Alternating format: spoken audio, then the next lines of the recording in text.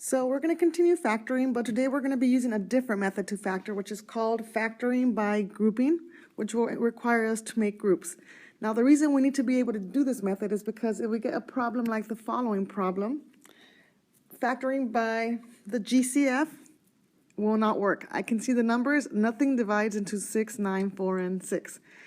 And there are no variables in common across them because the last one does not have the variable x. So we cannot do a factoring by GCF because there is no GCF besides the number 1, which doesn't do much for us.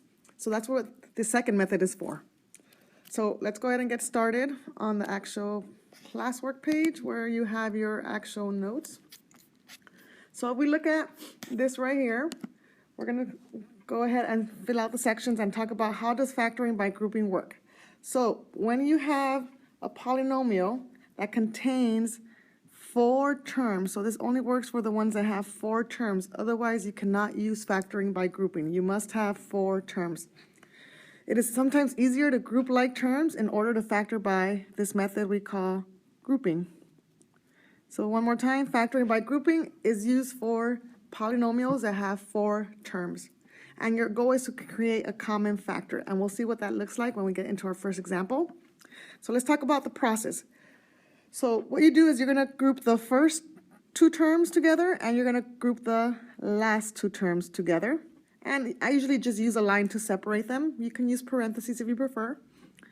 And once I've gotten the 2 left ones and the 2 right ones grouped together, you just take a look at those 2 terms by themselves and factor out the GCF of each group separately. So factor out the GCF of each group. That E looks a little weird, let's fix it. Of each group separately. So you look at the first 2, factor out a GCF. Look at the second 2, you're going to do another GCF separately. And what the goal is whatever is left in the parentheses has to be the same. So what's left in the parentheses, and it has to be the same. That's the purpose of factoring by grouping. So you factor each one separately, and you'll have something left over in each one inside the parentheses, and those will be identical. Once you've done factoring once, you're going to factor a second time. So factoring by grouping ends up being factoring 3 times, like the method we used previously. So you're doing it 3 times within each problem. So the last thing again is you factor out the GCF. Again, this is the 3rd time you're going to be factoring, which will be the common binomial that was the same on the previous step, and your answer should be a binomial times a binomial. So what's left in here will be a binomial times a binomial. All right, so let's go ahead and get into the actual examples. So let me just scroll up here. All right, so here's example number 1. Let's wait for the screen to get back on. Okay, so let me just actually move this over a little bit to make some more room. All right, so we're going to go ahead and look at the first 2 examples. So by factoring by grouping, I'm going to zoom in a little bit more so it can be bigger. That didn't work. Let's try it one more time.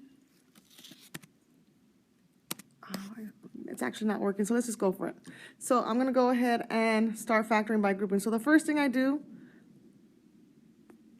is I start by writing a line that separates the first 2 terms with the second 2 terms. Again, it doesn't have to be a super dark line. It's just kind of something that separates them. Let me try that again so I won't cover the square. So I'm going to look at the ones on the left, and I'm going to look at the ones on the right. So I'm going to factor each side separately, independent of each other. So I'm just going to look at the first 2 and factor them out. So looking at the first 2 right here, I ask myself, what is the GCF of these 2 terms? And you should answer 3 is the GCF of the 2 terms. So I'm going to go ahead and factor out a 3. But we also want to ask ourselves, what is the GCF of the x's? So the first one has 3 x's, the second one has 2 x's. So at most I can take out x squared. And what's left over is x, not x. We have left over 2x minus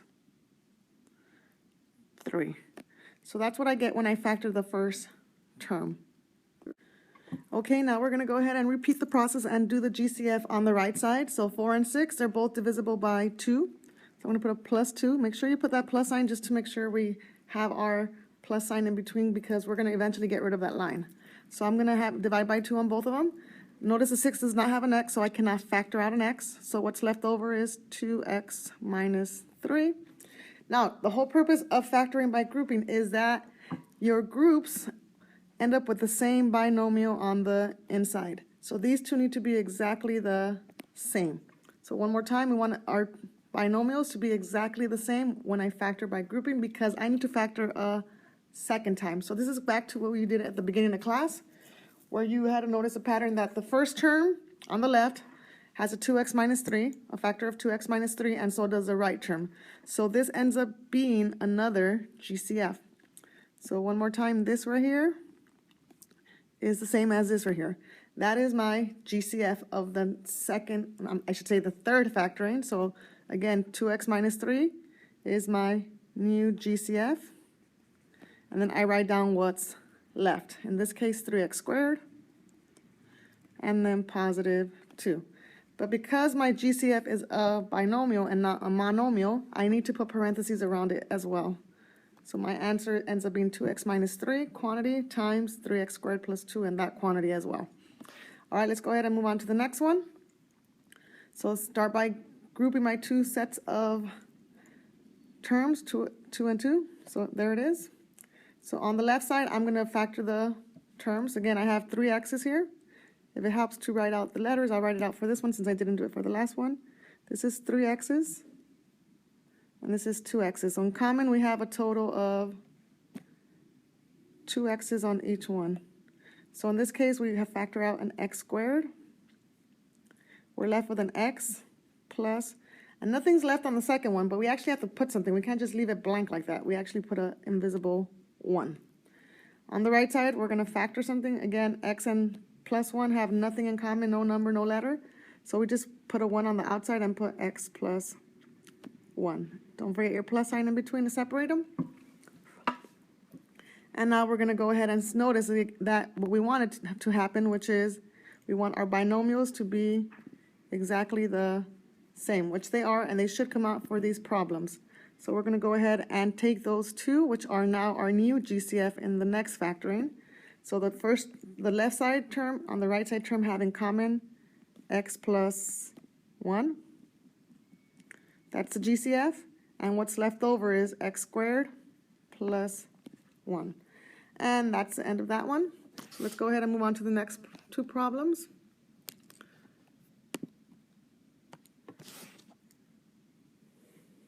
So number 3, again, same process, start by grouping. So I'm going to go ahead and separate the left 2 from the right 2. Make sure that negative stays on the right. So again, if I look at my terms, I have 3m's, and then I have a 2mm. These have at most 2 m's in common. So we have m squared. There's no numerical GCF, and I'm left with m plus 2. Right side, there's no letter in common, there's no number in common, but they both have a negative. So in this case, I am going to factor out just the negative. So I'm going to put a minus on the outside. Everything else stays on the inside, m. Because I took the negative from the 2, I put a positive 2 now. And again, as I always want the two binomials to be exactly the same, so I'm going to go ahead and factor one more time. So again, this is my GCF now for the next factoring, m plus 2. And then you multiply by the leftover, or what's left. So we're left with m squared minus something. And remember, it's an invisible 1. And make sure you put parentheses on the first term as well, because it's a binomial.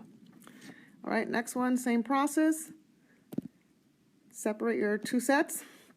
Left side, ask yourself, what's the GCF? In this case, we have they're both divisible by 2, and they have a's in common. So this is 2 times 4 and 3 a's. This is 2 times 1 and 2 a's. Let me write that one.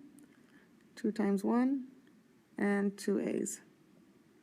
So what do I have in common here? I have the 2's in common, and I also have 2 sets of a's in common.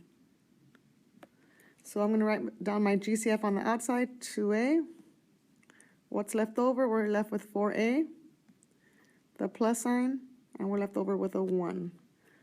Repeat the process on the right side. What's my GCF? I can divide both of these by 3, and 3 times 1. So both of these have a GCF of 3. They have no variables in common, so your GCF is strictly a positive 3. Make sure you put a positive there. And I'm left over with for a positive 1. Again, goal is reached of having the same binomials here. They need to be the same in order to factor one more time, which is going to be GCF goes on the outside, 4a plus 1, the common term. Leftovers go on the inside, 2a plus 3, and we put parentheses. So now that you've done 5 and 6, let's see if you got the correct answer. So you should have gotten the following. First one, you should have gotten the binomial. Let me see, give me a second so I can write on this. All right, there goes. You should have gotten the following. You should have gotten x minus 3, yeah. No, I'm looking at the wrong answer, sorry guys. X minus 1 and x squared plus 2. Now, if your binomials are backwards, it's fine. If you wrote it this way for whatever reason, it's technically not wrong. It's actually the same answer. So it's not wrong to have this answer right here. So again, most of you probably have the top one, but if you ended up with the bottom one, still the same thing. All right, let's go ahead and do the other one. Let's see if you got the right answer. The answer is the following. You should have gotten x minus 3 times 2x squared minus 3. And it should work out. Now, if you got something wrong in terms of the signs, that means that when you factored out the second term, that -9, when you take out that -3, it should be a -3. So just double check if you did make a mistake, that your second one should look like the following, -3, 2x minus 3. So that's where you should have gotten that there. So just be very, very careful that that should be the following. And actually, I do have a mistake on this one. Forget it. Let me actually erase this whole thing. This has a mistake on it, and I forgot a 2 somewhere. I did forget a 2. Let me see. Let's pause this. All right, I found the mistake. It's actually at the beginning. I forgot the 2. I just forgot to write it down. There you go. So you should have gotten 2x minus 3, not x minus 3, and 2x squared minus 3.